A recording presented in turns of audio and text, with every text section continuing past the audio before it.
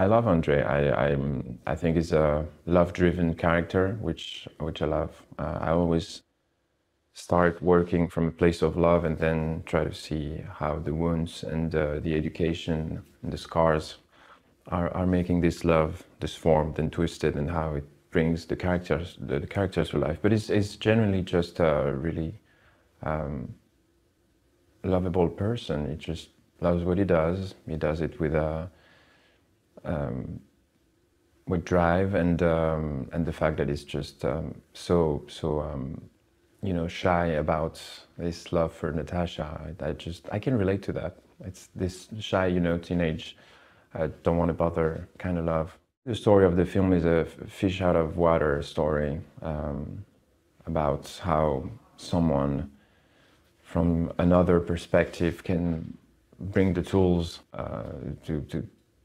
to a new reality. All the people at Dior are, you know, in their reality, and they're working on things that they've been working on for years, and they don't see the outside aspect of things anymore. And the fact that Ada is just coming to give them a fresh perspective and just tear down their judgments about social statuses and everything is that's what the movie is about, I think. Cultural nuances and love and fashion, and it's all in there. Andre's best quality is also his worst quality. It's that he's very, very discreet and subtle and shy, which is in his line of work. He can be good because he's doing his job. He's not bothering anyone, and at the same time, nobody notices him, especially the person he loves. So he doesn't have the strength to come up to her and show that he actually exists, and so that is his quality and his default.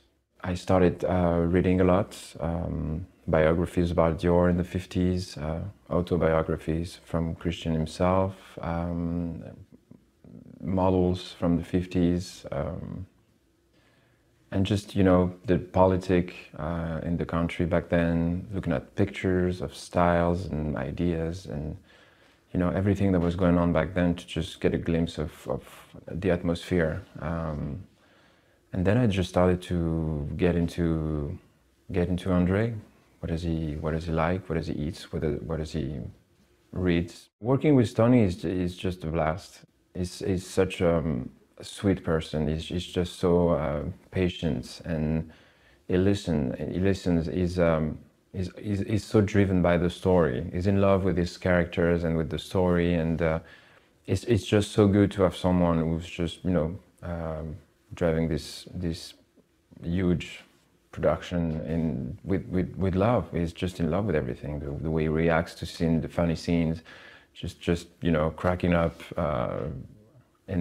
behind the screen, and just when he comes to us to give us directions, he's here. It's just considerate, and we feel safe. We feel safe to try things and to bring our characters to life.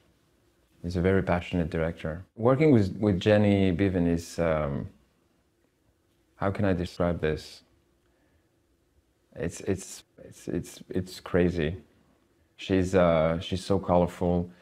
She's so funny, so alive, and she's an encyclopedia of fashion. She knows everything about everything. And so, just, you know, with the COVID situation and everything, we weren't really able to try before I got to Budapest. So once in Budapest, we had a selection and we worked together. And she's, you know, this tie, this thing, and she knows so much about what happened in the 50s that she was basically giving me heads up and stories and things that were happening back then that would influence the style.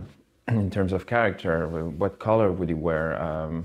Because he's shy and nerdy. What this and that, and it's very rich, and there's a lot of tools to work with. So then when the costume is ready, you just feel very confident in your character's skin, which is very important. Working with this amazing ensemble of talents has been one of the best experiences of my life. It's amazing to come to set to such inspiring icons, and you know, it's hard to dissociate the fact that you saw them everywhere and you've been inspired and by their performances in different projects. And so the way they welcomed me on set, it's so human and easy, and they make it effortless to just bring that family atmosphere, and I think we love each other very much, and it's the best way to work. I hope it allows people to just, you know, escape, reconnect with love, melancholy, fashion, history, and just the magical world that Christian Dior started so many years ago. And it's pretty amazing that his history and passion and drive is still giving us the ability to make people dream and travel and escape. So I really hope if the world is better, then I really hope it'll be a great opportunity to, you know, dream a little. People should see this movie on the big screen because it's the only place where you actually can feel the performance and the emotions and really get into details. And, you know, love is in the details.